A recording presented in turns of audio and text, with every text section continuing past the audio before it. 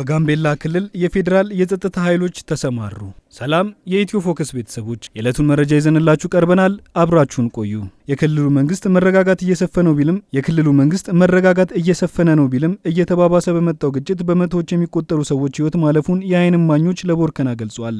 ጋምቤላ ክልላዊ መንግስት በዋና ከተማዋ ጋምቤላ ከጸጥታ ኃይሎች ውጪ የጦር መሳሪያ ይዘው በሚንቀሳቀሱ ማናቸውም ግለሰቦች ወይም ቡድኖች ላይ የጸጥታ ኃይሎች እርምጃ እንዲወስዱ አዟል።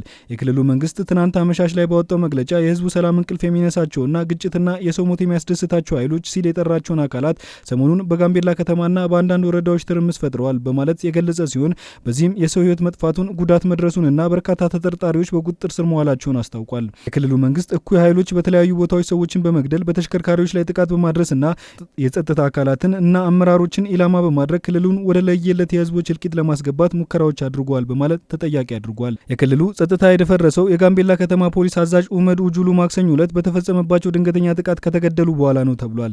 የክልሉ መንግስት በግጭቱ የስንት ሰዎች ህይወት እንደጠፋ ወይም ከግጭቱ ጋር በተያያዘ ስንት ተጠርጣሪዎችን በቁጥጥር ስር እንደዋለ በይፋ አልገለጸም።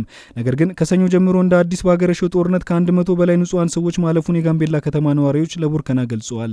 ነዋሪዎቹ አክለውም ማክሰኞ ማታ የፖሊስ አዛዡ ከተገደሉ በኋላ ነው ሁሉም ነገር የተባባሰው፣ መንግስትም እርምጃ መውሰድ ጀመረ፣ ግጭቱ እየተጠናከረ መጣ፣ በዚያው ልክ የሚጎዳውና የሚሞተው ሰውም ብዙ ሆነ ሲሉ ሁኔታውን አስረድተዋል።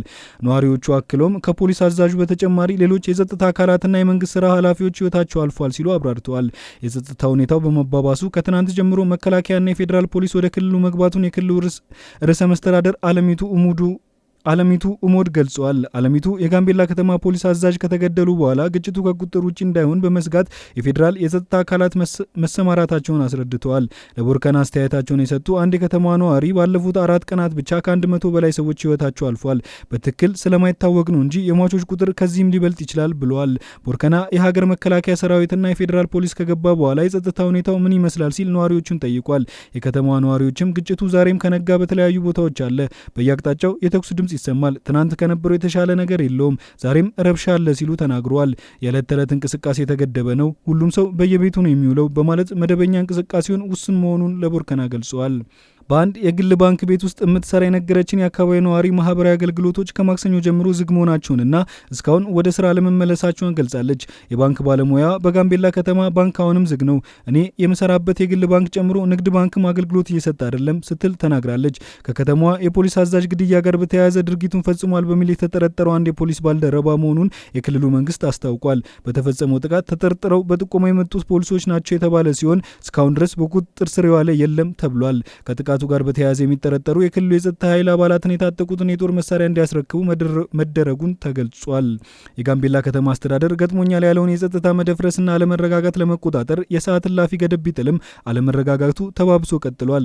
ከጸጥታ ኃይል አባላት ውጪ የትኛውንም አይነት የጦር መሳሪያ ይዞ በሚገኝና በሚንቀሳቀስ ግለሰብ ወይም ቡድን ላይ የጸጥታ አካላት አስፈላጊውን እርምጃ እንደሚወስዱ አስጠንቅቋል። በዚህ ጥቃት ሰላማዊ ሰዎች፣ የፖሊስ አባላትና የመንግስት ስራ ኃላፊዎች እንዲሁም ተሽከርካሪዎችን ኢላማ ያደረጉ ጥቃቶች ተፈጽመዋል። ጋምቤላ ተደጋግሞ የሚፈጸመውን ደም አፋሳሽ ግጭት አስመልክቶ ያነጋገርናቸው በአዲስ አበባ ዩኒቨርሲቲ የፖለቲካል ሳይንስና የታሪክ መምህር የሆኑትና ለደህንነታቸው ሲባል ስማቸው እንዳይገለጽ የጠየቁት ምሁር የጋምቤላ የግጭት መንስኤ የሚታወቅ ቢሆንም እስካሁን ችግሩ ላይ ያተኮረ መፍትሄ ለመስጠት አልተቻለም ብለዋል።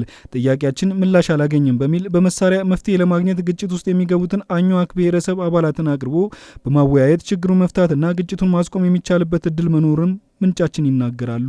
የጋምቤላ ግጭት በዚህ መንግስት ወይም በኢህአዴግ ስርዓት የተጀመረ ሳይሆን በደርግ ዘመን ወታደራዊ የኢትዮጵያ መንግስት ከህወሓትና ከሻዕቢያ ጋር በሚዋጋበት ጊዜ የእነዚህ ኃይሎች ረዳት የነበረችውን ሱዳን ለማዳከም ሲል በጆን ጋራንግ ከሚመራው የደቡብ ሱዳን ተገንጣይ ቡድን ጋር የተለየ ወዳጅነት መስርቶ እንደነበር ምንጫችን አስታውቋል።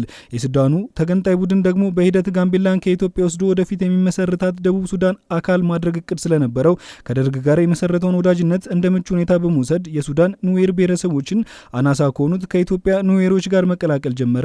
እንደ ምንጫችን ገለጻ የደቡብ ሱዳን ተገንጣይ ቡድን እያደረገ ያለው ነገር የገባቸው የአኝዋክ ብሔረሰብ አባላት ሀገራችንን ሊወስዱብን ነው በማለት ኑዌሮችን መግደል ይጀምራሉ።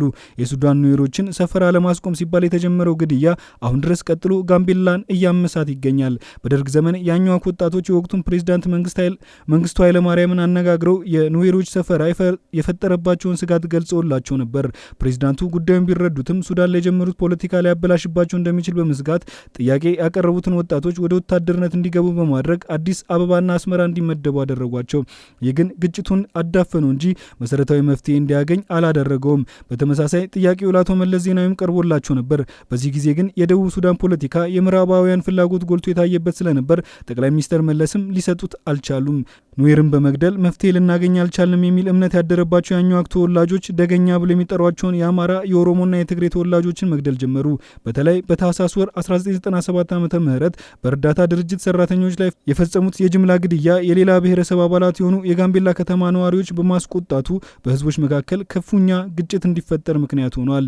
ይህን ግጭት ለማስቆም ጋምቤላ የገባው መከላከያም በአኟዋክ ብሔረሰቦች ላይ ጉዳት አድርሷል በሚል የተነሳው ክስ ዓለም አቀፍ መነጋገሪያ ሆኖ መቆየቱ የሚታወቅ ነው። የዕለቱ መረጃ ይመስል ነበር። ላይክ፣ ሼር፣ ሰብስክራይብ በማድረግ ቤተሰብ ይሁኑ።